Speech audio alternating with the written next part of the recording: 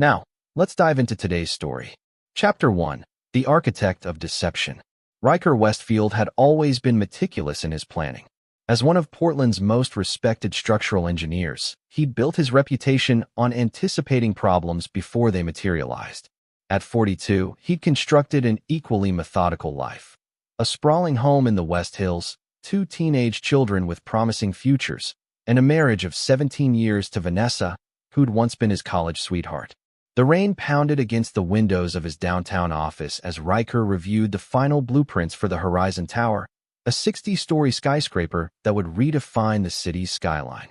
His company had beaten out his brother Donovan's firm for the contract, a victory that had widened the rift between them into something resembling a canyon. "Mr. Westfield, your 3 o'clock canceled," his assistant Laurel announced from the doorway. And Mrs. Westfield called. "She said not to forget about Thanksgiving dinner at your parents' tomorrow." Riker nodded without looking up. "Thanks, Laurel. Did she mention if Hudson and Bailey confirmed they're coming home from college?" "She didn't say, but there was another call earlier from your son. He asked if you could pick him up from the airport tonight instead of tomorrow morning. Something about wanting to surprise his mother." A smile crossed Riker's face, the first genuine one in weeks. Hudson, his 20-year-old son studying architecture at MIT, had always been thoughtful that way. Bailey, his 18-year-old daughter at UCLA, took more after Vanessa with her spontaneous nature and artistic temperament. "Tell Diego I'm leaving early. I'll finish these revisions at home." On the drive to his house, Riker's phone buzzed with a text from a number he didn't recognize. "She's not who you think she is. Check the guest house security footage from last weekend." "I'm sorry." His grip tightened on the steering wheel. The guest house had been Vanessa's art studio for the past year, a place where she claimed to need solitude for her sculptures. Riker had respected her space, despite the gradual distance that had grown between them. Now, a cold dread pooled in his stomach. At home, Vanessa wasn't there, a Thursday pottery class, according to the family calendar. Riker went straight to his home office and accessed the security system. The guest house cameras had been disabled, but the exterior property cameras revealed enough. Donovan's silver Audi pulling into their private drive at 2:17 p.m. last Saturday, leaving 4 hours later. Not the first time, based on the timestamp archives going back months. His brother, his wife. The betrayal crystallized like ice in his veins. Riker's phone rang. His father, Lawrence Westfield, the patriarch who'd built Westfield Construction from nothing. "Son, your mother and I need to speak with you before tomorrow's dinner. There are some family matters to discuss." "Can it wait, Dad? I'm in the middle of something important." "I'm afraid not. It concerns the future of the company and some decisions we've recently made." His father's voice carried an unusual tension. "I'll be there in an hour," Riker replied, his mind already calculating, connecting dots. Before leaving, he made 2 calls. The first to his private investigator, Mira Cowell, who'd helped his company vet potential clients for years. "I need everything you can find on Donovan and Vanessa's activities over the past year. Phone records, hotel stays, financial transactions. Everything." The second call was to his attorney, Barrett Sloan. "Barrett, I need you to prepare divorce papers, but don't file yet. And I need a complete audit of my personal assets, separate from anything connected to Westfield Construction. Immediately." "Trouble at home, Riker?" Barrett's voice was careful, professional. "No," Riker answered coldly. "Just preparation. I never start a project without the proper groundwork." As he drove toward his parents' estate in Lake Oswego, Riker's mind was not on the rain-slicked roads, but on the foundation of lies beneath his life, and how methodically he would dismantle it. Chapter 2. Family Foundations. Lawrence and Martha Westfield's lakeside mansion had always represented the pinnacle of success to Riker. Growing up, he'd watched his father transform a small local construction business into Westfield Construction, one of the Northwest's premier development companies. Now, as Riker parked beside his mother's Range Rover, the house seemed more fortress than home. Martha greeted him with a kiss that barely touched his cheek. "Your father's in his study. He's been on edge all day." Riker found Lawrence standing at the window, tumbler of scotch in hand, gazing out at the boat dock where Riker and Donovan had spent summers as boys. "You wanted to talk," Riker said, declining the offered drink. Lawrence sighed heavily. "I've made a decision about succession at Westfield Construction. I assumed we'd continue as planned. I run operations and engineering, Donovan handles sales and client relationships. That was the plan, Lawrence agreed, swirling his scotch. But Donovan has brought some concerns to my attention. The Horizon Tower project is proceeding exactly on schedule and under budget, Riker interrupted. What concerns?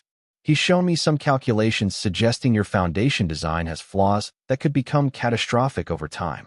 He's brought in consultants who agree. Riker stared at his father. That's impossible. My team triple-checked those calculations. He's also pointed out that your marriage to Vanessa has been strained. Says you've been distracted, making errors. The board is concerned about stability in leadership. The pieces clicked into place with devastating clarity. This wasn't just about an affair, it was a coordinated attack on everything Riker had built. So what's the decision? Riker asked, his voice dangerously calm. We're naming Donovan as sole CEO effective after the new year. You'll retain your shares, but step down from operations. Lawrence wouldn't meet his eyes. It's what's best for the company. And you believe Donovan's claims without consulting me? I've seen the reports myself, son. And I've noticed the changes in you. You've become harder, more isolated. Riker stood, straightening his jacket. I see. And does this family decision include my children's inheritance as well?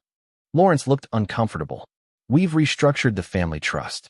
Given the circumstances, the majority will pass to Donovan and his future heirs.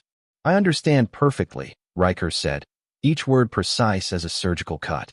We'll discuss this further at dinner tomorrow.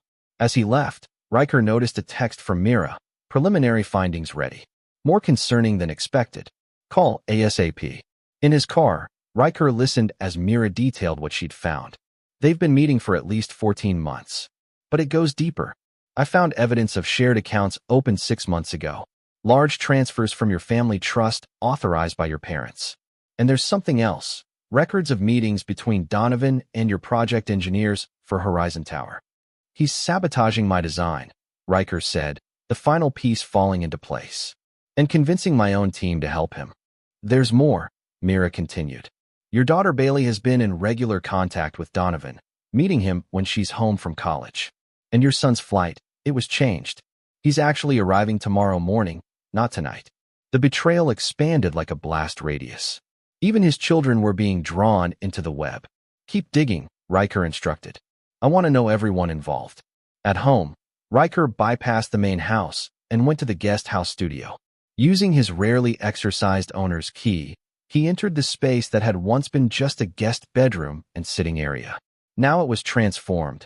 Easels, clay sculptures, and art supplies scattered about. But art wasn't what caught his eye. On the desk sat architectural renderings, drafts of the Horizon Tower with subtle but critical modifications to his original design. Modifications that would introduce the very flaws Donovan had discovered. Beside them lay a legal document with Vanessa's signature, transferring her portion of their joint assets to a new account. Riker took photographs of everything, careful not to disturb the evidence.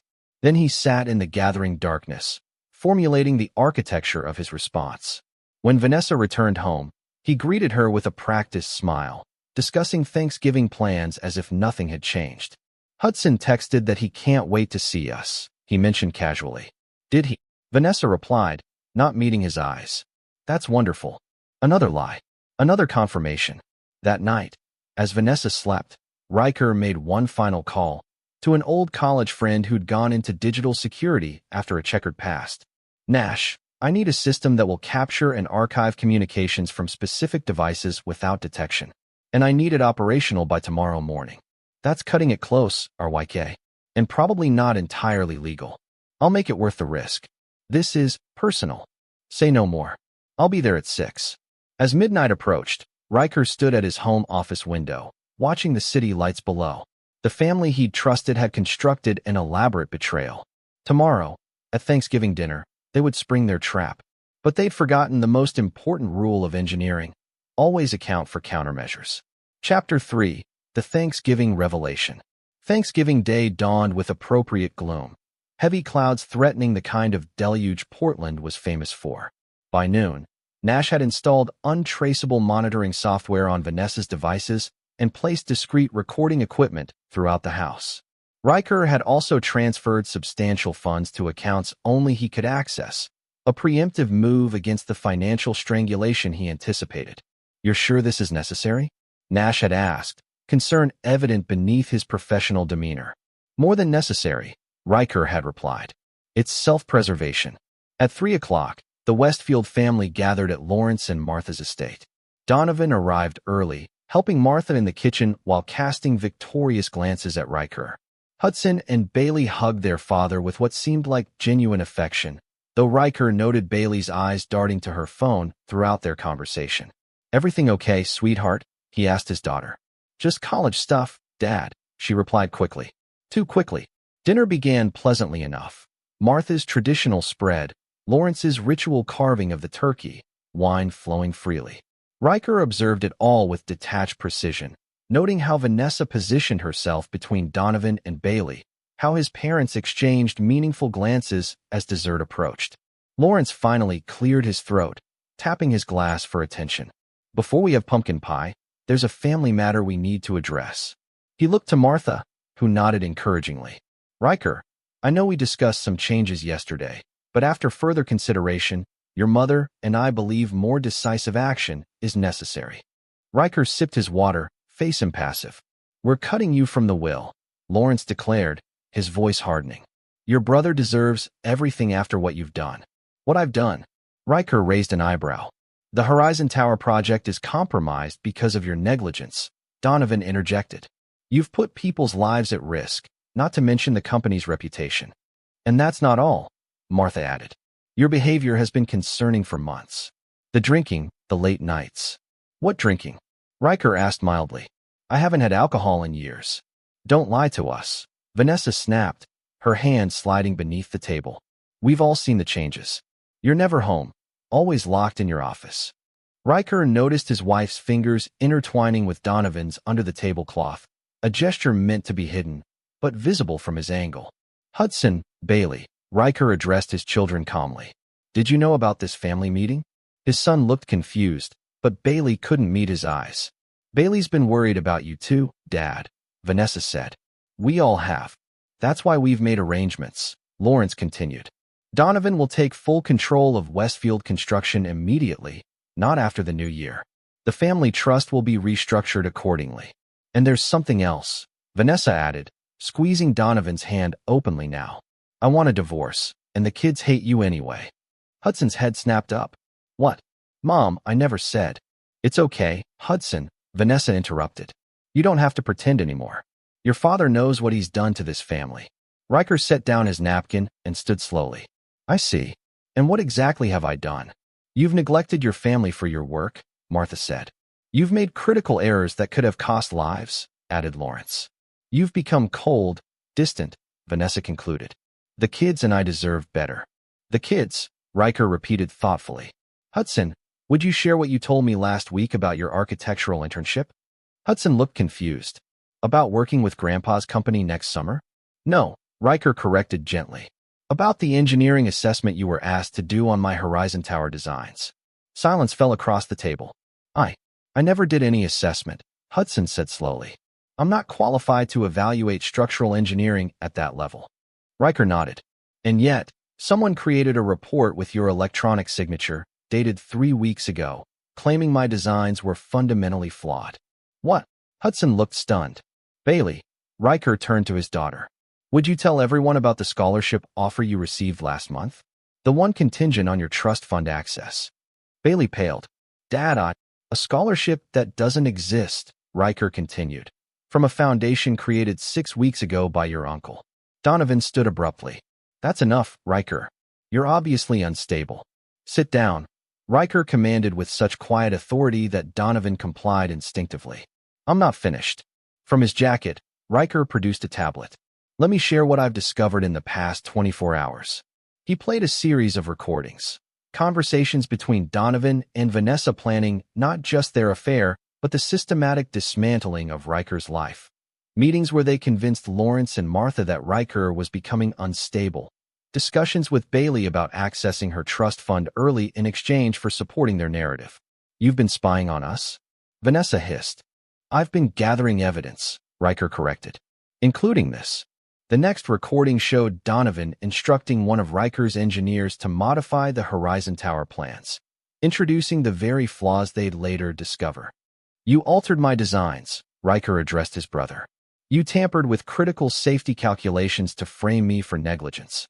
Lawrence's face had gone ashen. "Donovan, tell me this isn't true." "It's all manipulated," Donovan insisted. Riker's desperate. "I've submitted the original files with authentication timestamps to the board and the city inspector," Riker interrupted, "along with evidence of who changed them and when." Martha's hands trembled as she reached for her water glass.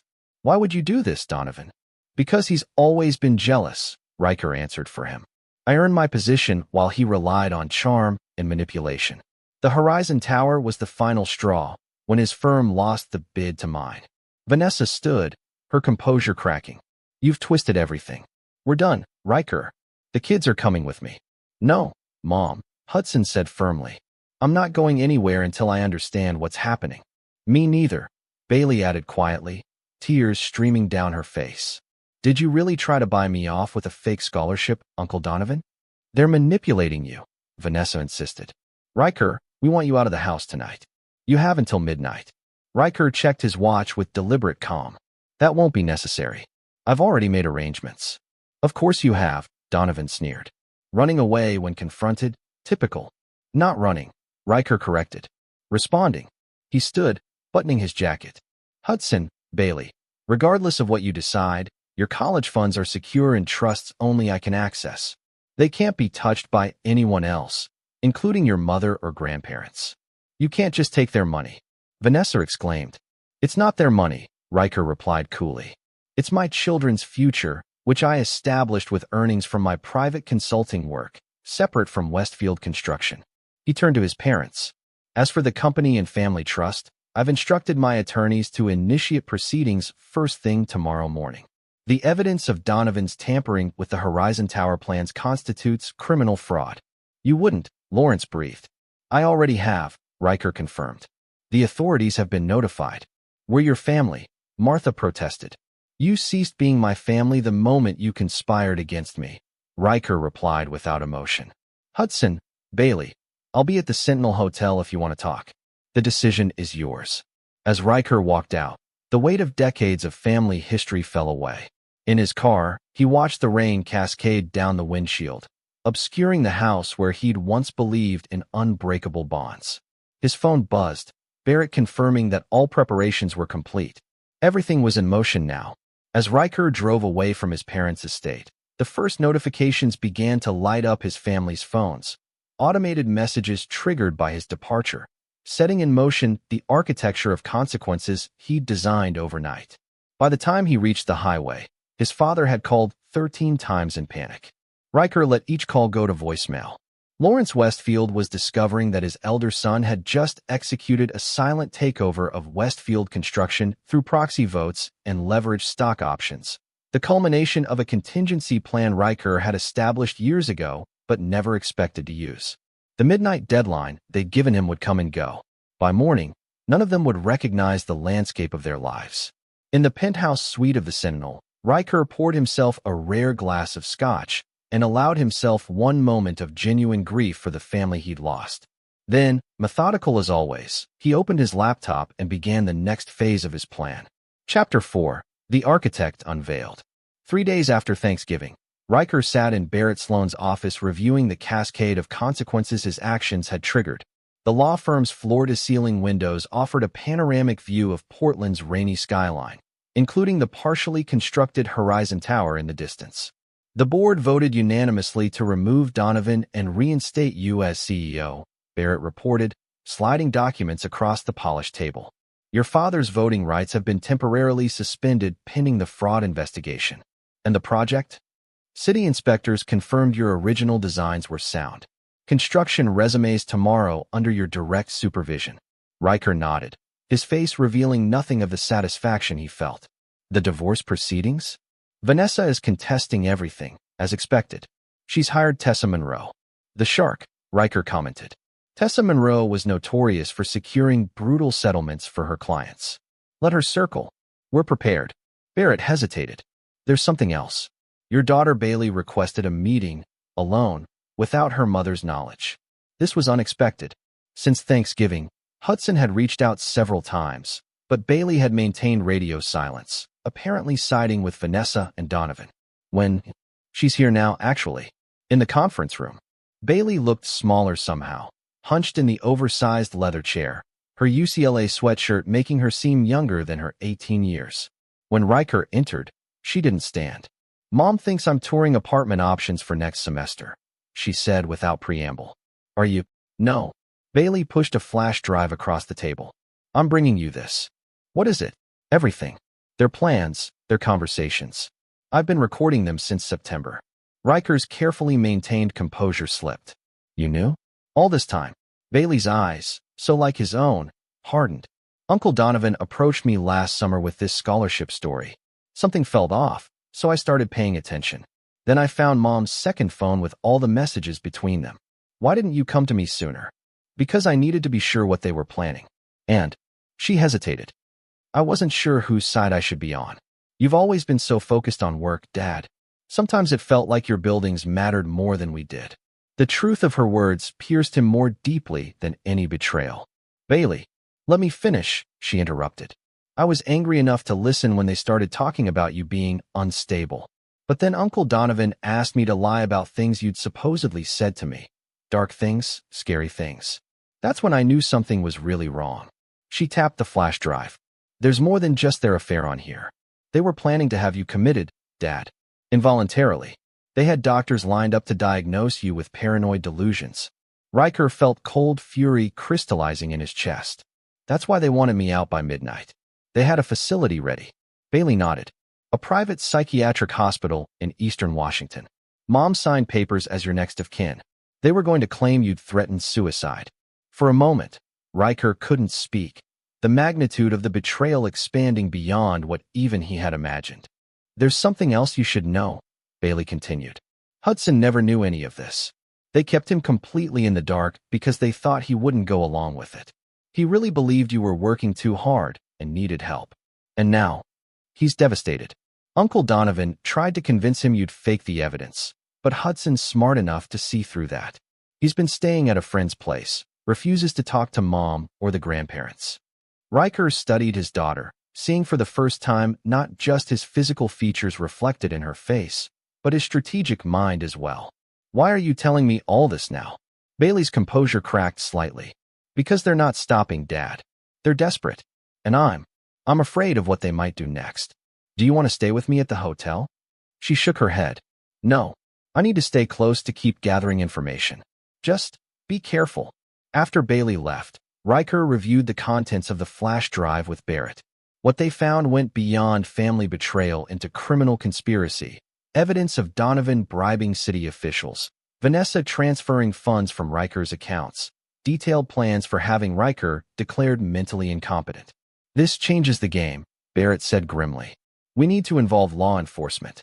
"Not yet," Riker replied, an entirely new architecture taking shape in his mind. "They've shown me what they're capable of. Now I'll show them the same courtesy." That evening, in his hotel suite, Riker received an unexpected visitor. Hudson stood in the hallway, soaked from the rain, his face haggard from sleepless nights. "Can I come in?" he asked simply. Riker stepped aside, watching as his son paced the living area of the suite, struggling to find words. "I didn't know," Hudson finally said, "about any of it. I swear. I believe you. Bailey showed me some of what she found. It's—" Hudson shook his head, unable to continue. "Sit down," Riker said, pouring his son a glass of water. "You look exhausted. I've been trying to understand how this happened. Why Mom would." Hudson's voice broke. "She told me yesterday that you've been abusive for years, that you threatened her and Bailey. That's why she turned to Uncle Donovan. And do you believe that?" Hudson met his father's gaze directly. "No, I've never seen you raise your voice, let alone your hand. But she was so convincing, Dad. If I didn't know better." "They're desperate," Riker said, echoing Bailey's assessment. "They've lost their initial advantage, so now they're trying to control the narrative. What are you going to do?" Riker considered his son, gifted, honest, perhaps too trusting, just as Riker himself had once been. "I'm going to dismantle everything they've built, piece by piece," he said simply. "The question is, where do you stand? Hudson didn't hesitate. With you. Always with you. Riker nodded, feeling a strange mixture of pride and regret. His children had been drawn into a war they didn't create. Then I'll need your help. But I want you to understand something first. Riker leaned forward, making sure Hudson was listening carefully. What I'm planning goes beyond legal remedies. There won't be forgiveness at the end of this road. After what they tried to do to you, I don't expect forgiveness. Good, Riker said, opening his laptop. Because we're going to make sure they never recover. As father and son began working, rain lashed against the windows, a fitting backdrop to the storm they were about to unleash. Chapter 5. Blueprints of Retribution. Over the next week, Riker operated from the Sentinel Hotel, transforming his suite into a command center.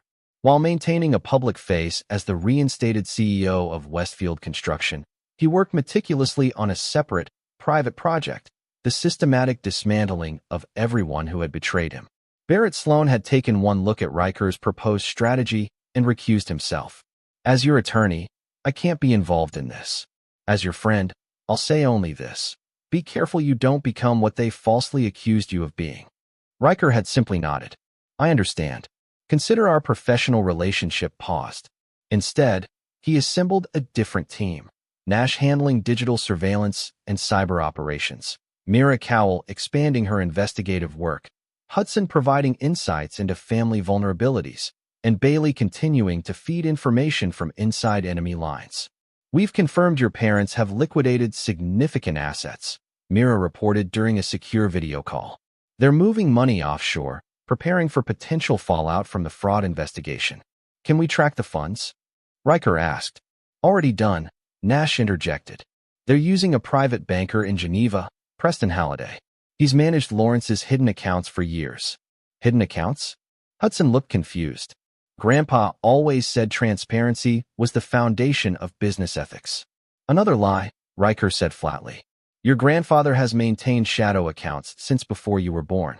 Tax avoidance strategies that cross the line into evasion. I've identified transfer patterns dating back 15 years, Nash continued, including payments to shell companies owned by your brother in the Caymans. Donovan was skimming from the company? Hudson asked, disbelieving. While accusing me of financial mismanagement, Riker confirmed. Perfect misdirection. Bailey joined the video call late, speaking in hushed tones from her bedroom at their family home. Mom met with Uncle Donovan today. They're planning to sell the Portland house and move to Seattle together. They're talking about having Hudson declared incompetent too, since he's clearly under your influence. They can't do that, Hudson protested. I'm 20. They're claiming Dad's manipulating you, possibly with drugs, Bailey explained. They've already spoken to a doctor who specializes in deprogramming cult victims. Riker's expression didn't change, but something shifted in his eyes, a coldness that made even Hudson uncomfortable. Nash, implement Protocol Leviticus. Nash hesitated. That's the nuclear option, Riker. Once it's done, I understand the consequences. Do it. After the call ended, Hudson turned to his father. What's Protocol Leviticus? Financial cauterization, Riker explained. By morning, every account connected to your grandparents, mother, and uncle will be frozen by federal authorities pending investigation for money laundering and tax evasion. You're reporting them to the feds? Anonymous evidence has already been submitted. Nash will simply ensure it receives immediate attention. Riker's voice remained clinically detached. They plan to institutionalize me, Hudson. They were going to take away my freedom, my reputation, my future. Hudson nodded slowly. And Protocol Leviticus is just the beginning, isn't it? Phase 1, Riker confirmed. Tomorrow, we move to Phase 2. The next morning, Lawrence and Martha Westfield awoke to federal agents at their door with a search warrant. Simultaneously, Vanessa discovered her credit cards declined while attempting to pay for breakfast with a prominent divorce attorney. Across town, Donovan was escorted from his office by FBI agents as his employees watched in stunned silence. Riker observed it all from a distance, receiving real-time updates from his network. He took no pleasure in their panic. This wasn't about enjoyment, but calculated consequence. By evening, the family that had planned to destroy him was in disarray. Lawrence suffered a minor heart attack during questioning and was hospitalized. Martha, always the family's public face, found herself unable to access their charitable foundation's funds for bail. Donovan was released but placed under travel restrictions. Vanessa, suddenly without financial resources, was forced to move in with her sister in Beaverton. Isn't this enough? Hudson asked as they watched the news coverage. They've lost everything. Not everything, Riker corrected. Not yet. Phase 2 began the following day. Using evidence from Bailey's flash drive, Nash meticulously released damaging information to specific journalists, evidence of Donovan's attempts to bribe city officials, recorded conversations of Vanessa discussing plans to have Riker committed, documentation of the falsified engineering reports. The story exploded across local media before reaching national business publications. Westfield family civil war, attempted corporate sabotage, and involuntary commitment, plot exposed. From his hotel suite, Riker watched the demolition of reputations built over decades. Lawrence Westfield, once Portland's respected business patriarch, now portrayed as a tax-evading conspirator. Donovan, the charismatic heir apparent, revealed as a fraud who'd endangered public safety for personal gain. Vanessa, formerly a fixture in local arts circles, exposed as the architect of a plot to commit her husband against his will. You've destroyed them publicly, Hudson observed, his voice conflicted. Their reputations are ruined. Just as they planned to ruin mine, Riker replied without inflection. But we're not finished. What's left to take? Their future. Riker turned from the window. That's Phase 3. Bailey arrived that night, having finally abandoned the pretense of neutrality. Mom knows I've been helping you. She called me a traitor to the family. You chose truth over loyalty to liars, Riker corrected. There's honor in that choice. Together, father and children refined the final phase of Riker's plan, what he called structural reinforcement. While the legal and financial consequences continued to unfold, Riker systematically secured his position and eliminated any possibility of recovery for his betrayers. Using his restored authority at Westfield Construction, he initiated a complete restructuring that eliminated all positions held by Lawrence's longtime allies. He negotiated exclusive contracts with the company's major clients, inserting clauses that specifically excluded Donovan from any future involvement. Through carefully managed press relationships, he positioned Hudson as the company's future leader, effectively writing both Lawrence and Donovan out of the corporate legacy they'd prized above all else. For Vanessa, Riker's approach was equally methodical. The divorce proceedings moved forward with overwhelming evidence of her conspiracy and financial malfeasance. Her attorney withdrew from the case as the potential for criminal charges mounted. Most devastatingly, Riker arranged for her art studio space to be purchased by a developer and scheduled for immediate demolition, erasing years of her work in a single day. Isn't that excessive? Hudson questioned when he learned of the demolition plan. Her studio contained falsified evidence against me and plans for my involuntary commitment, Riker responded. I consider it a biohazard to be eliminated. By the end of the second week, the Westfield family that had gathered for Thanksgiving was fractured beyond repair. Lawrence remained hospitalized, now facing federal charges. Martha had fled to their vacation home in Hawaii, only to find the property already sold through legal mechanisms Riker had quietly put in place years earlier. Donovan, under investigation for fraud and attempted bribery, was reduced to staying in a budget hotel as his assets remained frozen. Vanessa, served with divorce papers that would leave her with nothing, faced potential criminal accessories charges. In his hotel suite, Riker reviewed the status of each aspect of his plan with the precision of an engineer inspecting a completed structure. Is it enough now, Dad? Bailey asked quietly. Riker considered the question carefully. Not quite. There's one final structural element to secure. What's that? The future, Riker replied. Specifically, yours and Hudson's. Chapter 6, Foundations of the Future. On a rare clear December morning, Riker stood with Hudson and Bailey at the construction site of the Horizon Tower. Workers had resumed their tasks with renewed vigor under Riker's direct supervision, the previous cloud of suspicion lifted. In engineering, we design not just for immediate stability, but for resilience against future threats, Riker explained, pointing to the massive concrete foundation. That's what I've been doing for you both, securing a foundation that can't be undermined. Earlier that week, Riker had established new trusts for Hudson and Bailey that circumvented the family trust entirely. He'd transferred controlling interest in Westfield Construction into these structures, effectively ensuring that regardless of the legal outcomes for Lawrence and Donovan, the company would remain under their rightful control. "You're giving us the company?" Hudson asked, surprised despite everything they'd been through. "I'm securing your inheritance against those who tried to steal it," Riker corrected. "The transition will be gradual. You'll learn every aspect of the business, starting from the ground up." "And what about you?" Bailey questioned. "What happens to you when this is all over?" Riker's gaze swept across the Portland skyline, a landscape he'd helped shape over decades. "I'll build something new, something entirely my own." That afternoon, they received word that Lawrence had suffered a second, more serious heart attack. As they drove to the hospital, Riker maintained his disciplined composure, though both Hudson and Bailey watched him carefully for any sign of softening. Martha sat alone in the waiting room, her normally perfect appearance disheveled, aging years and weeks. "He's asking for you," she told Riker, not meeting his eyes. "The doctors say it's serious." Riker entered the hospital room alone. Lawrence lay connected to monitors, his powerful presence diminished by illness and disgrace. "Come to witness the end?" Lawrence asked weakly.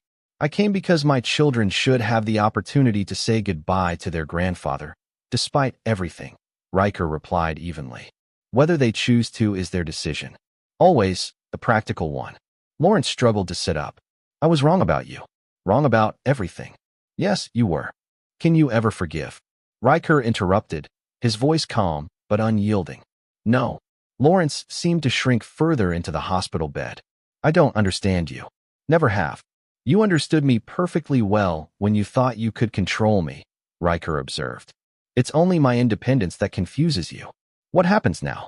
Lawrence asked, a tremor in his voice. "Now you face the consequences of your actions. The federal investigation continues. Westfield Construction will thrive under new leadership, and you will be remembered not as the founder of a dynasty, but as a cautionary tale." Tears welled in Lawrence's eyes. "You've become hard, son." "No," Riker corrected. "I've become clear-sighted. There's a difference." He stepped back toward the door. "Hudson and Bailey are outside. I'll send them in if they wish to see you. This is the last time we'll speak." In the waiting room, Riker delivered the doctor's prognosis without embellishment. "He's stabilized but weakened significantly. They're monitoring him closely." "Should we go in?" Hudson asked, looking to his father for guidance. "That's entirely your decision," Riker replied. "I won't influence you either way." As his children deliberated, Riker received a text from Nash. "Final phase complete. These accounts traced to offshore funding. Criminal charges imminent." While Hudson and Bailey spoke briefly with their grandfather, Riker stepped outside to take a call from Mira. "We've confirmed Vanessa and Donovan purchased one-way tickets to Buenos Aires for tomorrow morning," she reported, using cash and borrowed identification. "Attempting to flee before the indictments," Riker noted. "Predictable. Should I alert federal authorities?" "No," Riker decided after a moment. "Let them board. But ensure our associates in Argentina are prepared to receive them." "Understood." "And the property liquidation?" "Proceed as planned. By the time they realize their Argentine accounts have been frozen, it will be too late for them to return." When Hudson and Bailey emerged from Lawrence's room, their expressions were solemn but resolved. "He asked us to plead for mercy on his behalf," Hudson said as they walked to the car. "Said he'd make everything right if you'd just stop the investigation." "And what did you tell him?" Riker asked. "That it's out of your hands now," Bailey answered. "The federal prosecutors have all the evidence they need." Riker nodded approvingly. "You understand, then, that there's no going back?" Hudson's voice held a new maturity. "Yes, we understand." That evening, as they dined in Riker's hotel suite, the final pieces of his strategy fell into place. News broke that Vanessa and Donovan had been detained at the airport attempting to leave the country.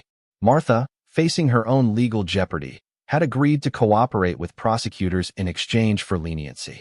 The family that had conspired to destroy Riker was now scattered, disgraced, and powerless. "What happens tomorrow?" Bailey asked as they watched the news coverage. "Tomorrow," Riker said with quiet certainty, "we begin building again. But this time, on a foundation that can't be compromised." Hudson raised his water glass. "To the architect of justice." Riker accepted the toast with a small nod. In his mind, He was already designing the structures of a new life, one built not on the shifting sands of false family loyalty, but on the bedrock of absolute clarity. Chapter 7. Demolition. 3 months after Thanksgiving, winter had released its grip on Portland, giving way to the first tentative signs of spring. The Horizon Tower had reached its 40th floor, rising against the skyline as a testament to Riker's vindication. In a downtown courtroom, Donovan Westfield stood ashen-faced as the judge delivered his sentence. 8 years in federal prison for fraud, attempted bribery of public officials, and conspiracy. The man who had once been the charismatic face of Westfield Construction now stood diminished in prison attire, unable to meet the gaze of his older brother sitting impassively in the gallery. Outside the courthouse, reporters swarmed Riker, shouting questions about his brother's conviction. "Mr. Westfield, do you have any comment on the sentence?" "Only that justice has been served," Riker replied with characteristic restraint. "Westfield Construction remains committed to rebuilding trust with our clients and the community." "Will you be visiting your brother in prison?" Riker's expression remained neutral. "No. Our relationship concluded the day he chose to endanger public safety for personal gain." In the car, Hudson studied his father's profile. "You didn't mention the other charges, the ones related to what they planned to do to you personally." "Those weren't relevant to the public interest," Riker replied. "The corporate fraud was." "Still," Hudson persisted, 8 years seems light considering they were planning to have you committed against your will." Donovan's prison sentence is merely the beginning of his consequences, not the conclusion. Riker checked his watch. "We should head to the airport. Bailey's flight from Los Angeles arrives in an hour." Bailey had returned to UCLA after the holidays, focusing on her studies while maintaining regular contact with her father and brother. Unlike many of her peers who sought escape from family drama, she had embraced her role in what she privately called the Reconstruction Project. At Portland International, she greeted them with the confident poise she'd developed over the past months, less the uncertain teenager and more the young woman who had helped dismantle a conspiracy. "How was the sentencing?" she asked as they walked to the car. "As expected," Riker answered. 8 years, with the possibility of parole after 5. "And Grandpa's case?" "Continuing to advance. His health has complicated matters, but the prosecutors aren't backing down." Lawrence had survived his heart attack, but remained in weakened condition, under house arrest while awaiting trial for tax evasion and conspiracy. Martha had secured a plea deal in exchange for testimony against her husband, a betrayal that completed the family's implosion. "What about Mom?" Bailey asked, her voice carefully neutral. Riker glanced at his daughter. "Her trial begins next month. The prosecutor has indicated they'll seek the maximum sentence for her role in the commitment scheme." 5 years, Hudson added. "Plus financial penalties." Bailey nodded, processing this information with the same analytical approach Riker had observed in himself. "And the divorce?" "Finalized yesterday," Riker confirmed. Her attempt to secure alimony was dismissed given the criminal proceedings. As they drove toward downtown Portland, the conversation shifted to the future. Hudson had taken a leave of absence from MIT to work alongside Riker at Westfield Construction, learning the business from the inside. Bailey had declared a major in corporate law, inspired by the legal intricacies she'd witnessed. "I've secured an internship with Barrett's firm this summer," she announced. "He says I have a natural talent for identifying vulnerabilities in contracts." Riker allowed himself a small smile, the closest he came to displaying pride. "Barrett is an excellent mentor. You'll learn much from him." At Riker's new residence, a modern penthouse overlooking the river, they settled into what had become their ritual family dinner on Bailey's visits home. Unlike the performative meals of their past, these gatherings were characterized by straightforward communication and strategic planning. "There's something we need to discuss," Riker began as they finished dinner. "I've received an offer for Westfield Construction. A conglomerate based in Chicago is proposing a complete buyout." Hudson looked up sharply. "You're considering selling the company?" "I'm considering all options," Riker clarified. "The offer is substantial, significantly above market value." "But Westfield Construction is our legacy," Hudson protested. "Grandfather built it from nothing." "Grandfather also conspired to steal it from us," Bailey pointed out. "Maybe a fresh start makes sense." Riker studied his children's reactions. "This isn't a decision I'll make unilaterally. The controlling interest now sits in your trusts, not mine. You both have equal say in the company's future. Hudson seemed surprised. You'd really let us decide something this significant? You've earned that right, Riker said simply. You both demonstrated judgment and loyalty when it mattered most. Later that evening, as Bailey unpacked in her room, Riker received a call from Nash. Vanessa's attorney made another approach, Nash reported. She's offering to provide evidence against Lawrence in exchange for your support at her sentencing hearing. Desperation, Riker observed. What could she possibly offer that Martha hasn't already provided? She claims to have documentation of additional offshore accounts that even Martha doesn't know about. Accounts that could implicate some prominent local politicians. Riker considered this information dispassionately. Forward the details to the prosecutor. I have no interest in bargaining with her personally. She specifically requested to meet with you, Nash pressed. Says there are things you should know that go beyond the legal proceedings. The time for conversation between us ended at Thanksgiving, Riker replied with finality. She made her choice. Now she lives with the consequences. After ending the call, Riker found Hudson on the balcony, gazing at the horizon tower illuminated against the night sky. I've been thinking about what you said, Hudson began without preamble. About selling the company. And I understand the logic. Westfield Construction will always be tied to grandfather and Uncle Donovan in the public mind. A fresh start makes strategic sense. Hudson turned to face his father. But is that what you want? After fighting so hard to keep it? Riker considered the question carefully. What I fought for wasn't the company itself, but what it represented, the recognition of truth over lies. That battle has been won. So you're ready to walk away? I'm ready to build something new, Riker corrected. Something that belongs solely to us, without the shadow of betrayal. Hudson nodded slowly. Bailey and I were talking earlier. If we do sell, we want to start a new firm with you. Westfield and Children, maybe. For the first time in months, Riker felt something like warmth spreading through his chest. Not forgiveness for those who had betrayed him. That would never come. But the recognition that from the ashes of that betrayal, something stronger had emerged. We'll discuss it as a family, he promised. All decisions going forward will be made together. As Hudson returned inside, Riker remained on the balcony, surveying the city he'd helped build. The lights of Portland shimmered below, including those of the county jail where Donovan was temporarily housed before transfer to federal prison. Somewhere across town, Vanessa waited in her sister's spare bedroom, her future reduced to the hope of a reduced sentence. Lawrence and Martha's lakeside mansion sat empty, frozen in legal limbo.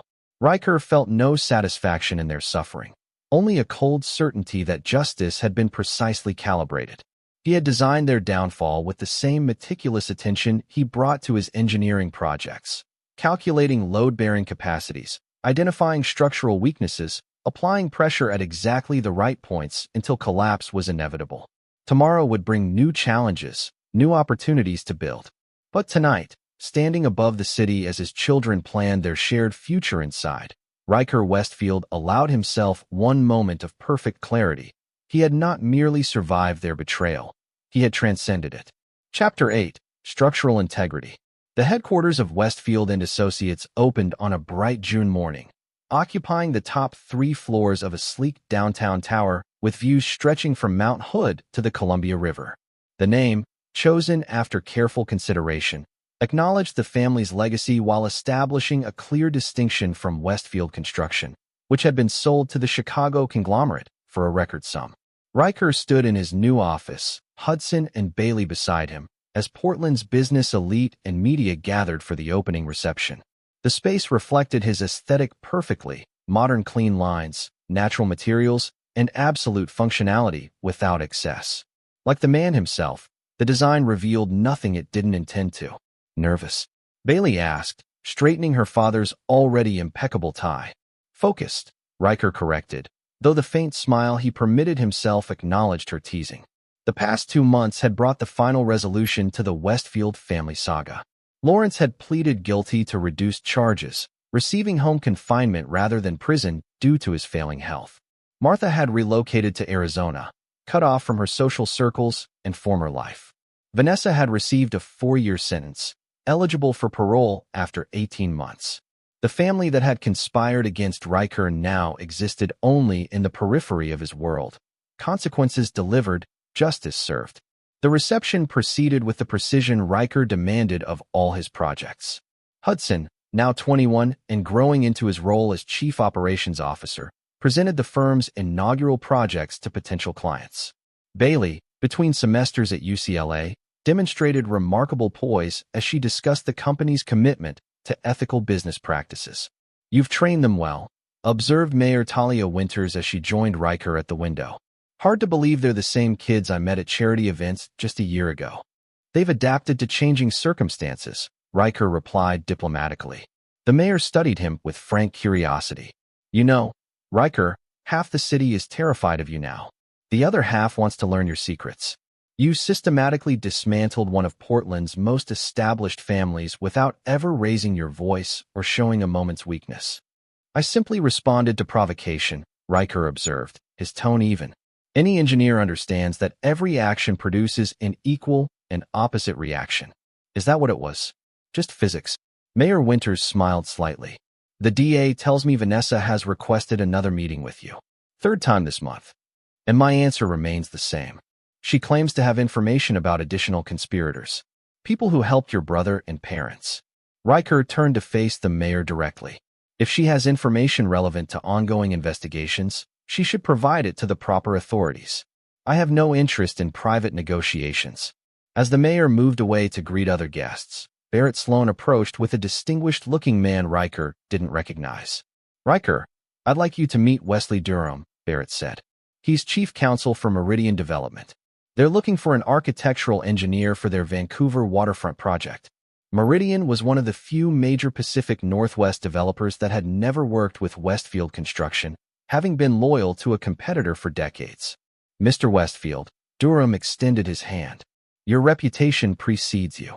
"For better or worse," Riker acknowledged, shaking the offered hand. "For better, in our estimation. Meridian appreciates individuals who maintain their principles regardless of cost." Durham's assessment was direct, professional.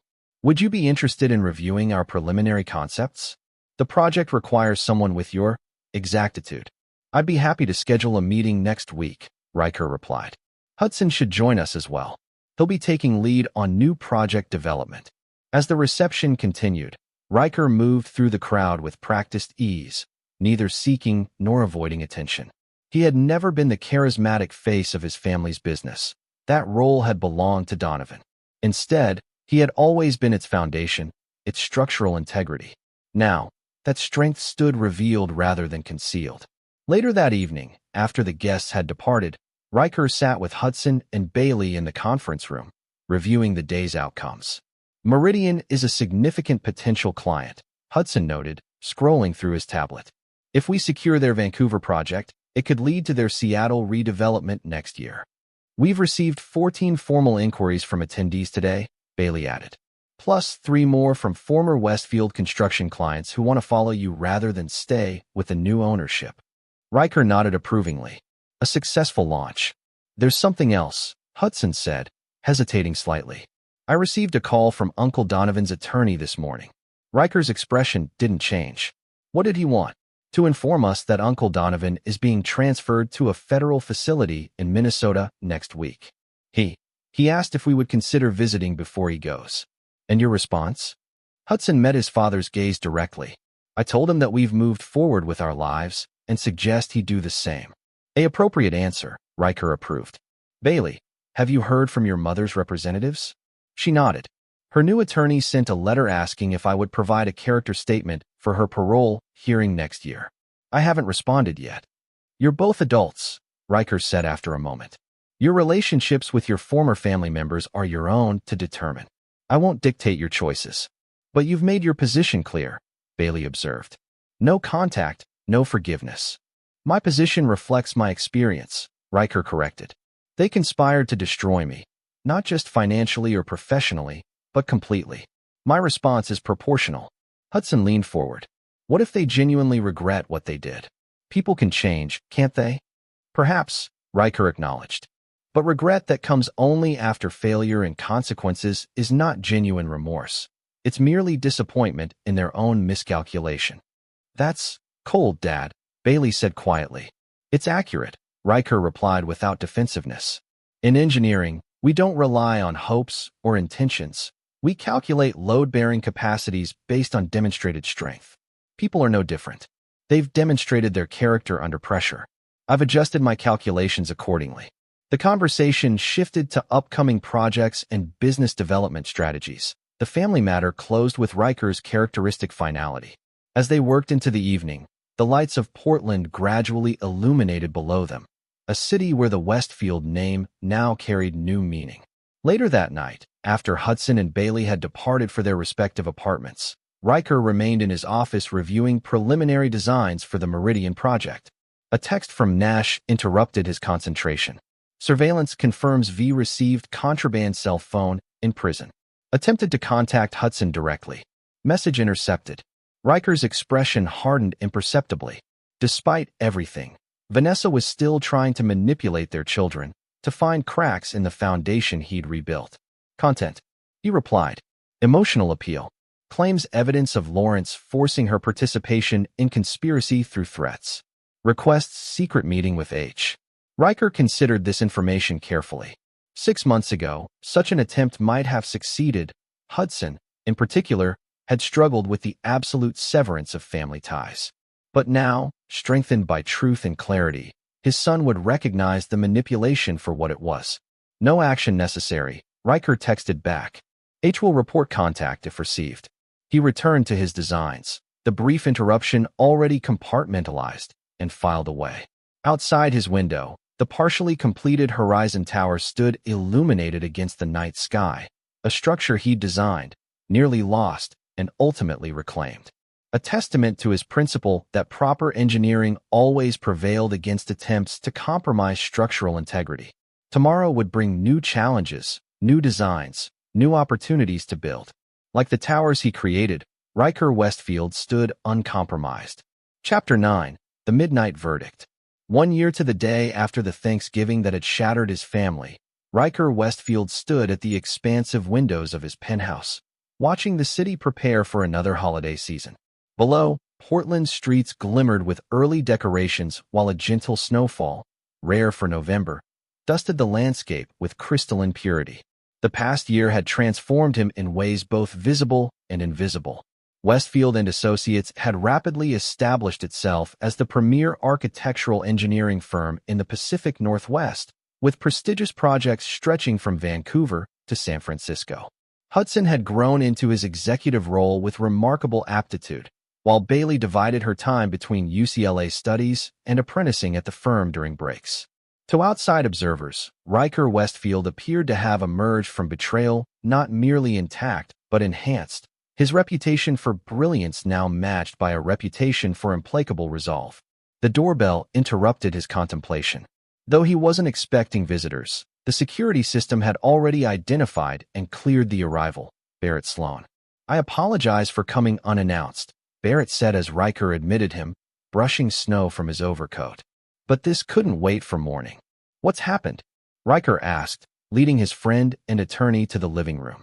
Barrett placed a file on the coffee table. Lawrence died 2 hours ago. Heart failure. Riker absorbed this information with characteristic composure. His father, technically still under house arrest awaiting sentencing on the remaining charges, had been in declining health for months. Martha already released a statement through her attorney. She's requested privacy during this difficult time. Barrett's tone carried subtle irony. She's also filed to unfreeze certain assets for funeral expenses. Standard procedure, Riker noted. The court will likely approve a reasonable amount. Barrett hesitated. There's more. Lawrence left a sealed letter for you with his attorney. They delivered it to my office an hour ago. He produced an envelope bearing Riker's name in his father's distinctive handwriting. Riker accepted it without comment, setting it aside unopened. You don't want to read it now? It can wait, Riker replied. Whatever final words he wished to share won't change anything. Barrett nodded, understanding his client's position. There's one other matter. Vanessa has been granted compassionate release to attend the funeral scheduled for this Saturday. Given the circumstances, I thought you should know. Thank you for the information, Riker said formally. Will that be all? Recognizing the dismissal, Barrett stood. Hudson and Bailey have already been notified about Lawrence. They asked me to tell you they'll come by in the morning. After Barrett's departure, Riker returned to the window, the unopened letter from his father resting on the side table.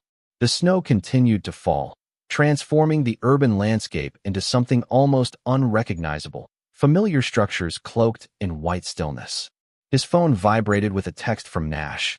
All security protocols increased as discussed. These movements will be monitored throughout compassionate release.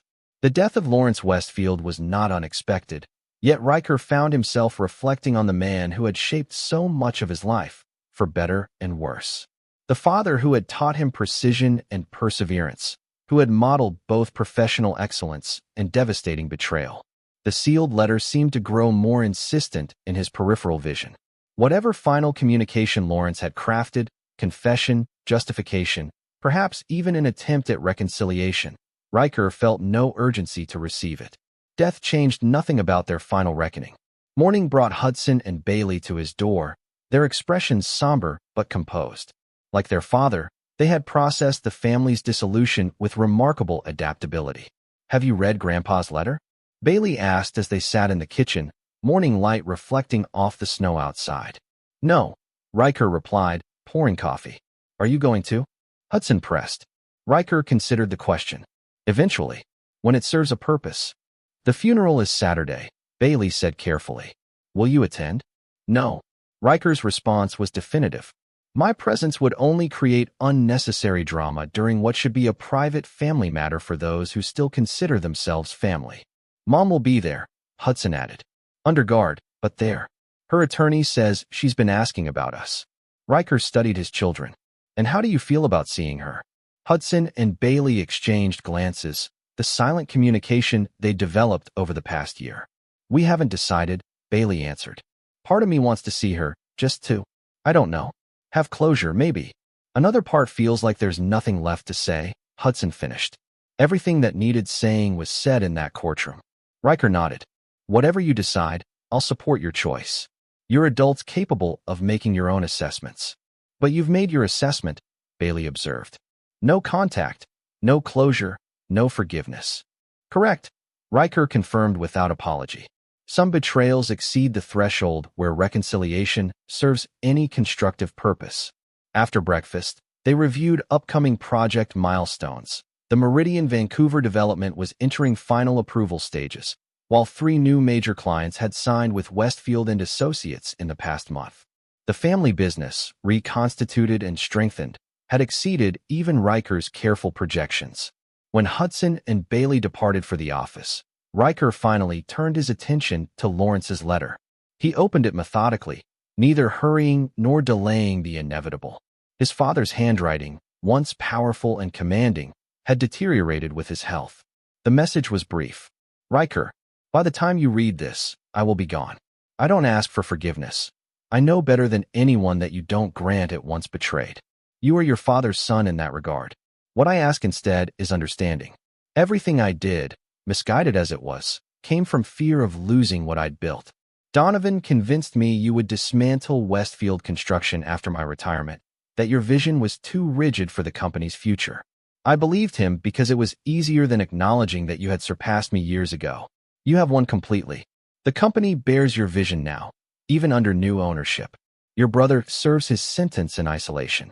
Martha lives in exile from the life she cherished. Vanessa has lost everything, including her children. And I die knowing my legacy is not what I built, but what I destroyed. I leave you with one final truth. Revenge, even when justified, exacts a cost from the victor as well as the vanquished. I hope, for Hudson and Bailey's sake, that you find a way to move beyond the architect of vengeance you've become. Lawrence." Riker folded the letter precisely and returned it to its envelope. His father's final attempt at manipulation, invoking Hudson and Bailey to suggest that Riker's response to betrayal had somehow damaged him or them. It was predictable, almost disappointing in its lack of originality. He placed the letter in his office safe, alongside other documents from the past year's events. Evidence preserved, not for legal purposes now, but as a record of lessons learned and principles affirmed. Saturday arrived with clear skies, the snow having melted into memory. From his office, Riker monitored reports from security personnel, discreetly observing Lawrence's funeral. Hudson and Bailey had decided to attend briefly, paying respects to the grandfather they had once loved, despite his betrayal. Riker respected their decision while maintaining his own boundaries. The service proceeded without incident. Martha, supported by distant relatives, maintained appropriate dignity. Donovan, denied compassionate release from federal prison, was absent. Vanessa, under correctional supervision, attempted to approach Hudson and Bailey afterward but was respectfully rebuffed. By evening, life had returned to its new normal. Riker worked late, finalizing designs for a revolutionary earthquake-resistant structure that would become Westfield and Associates' signature project. When his phone rang near midnight, he answered automatically, expecting Nash with a security update. Instead, he heard Vanessa's voice, somehow having gained access to an unauthorized phone again. Riker. Her voice was thinner than he remembered, prison having stripped away the confidence she once projected. Please don't hang up. He remained silent, neither encouraging nor terminating the call. I know you'll never forgive me, she continued hurriedly. I'm not asking for that. I just want you to know that I understand now. What we tried to do to you, what I participated in, it was unforgivable. Is there a purpose to this call? Riker asked, his voice neutral. I saw Hudson and Bailey today. They look incredible. Strong. You've raised them well, especially this past year. They've grown through adversity, Riker acknowledged. A valuable, if difficult lesson. Like father, like children, Vanessa said softly. They have your resilience. Your clarity. Is that all? She hesitated. Lawrence's letter, did you read it? Yes. Then you know his final thoughts.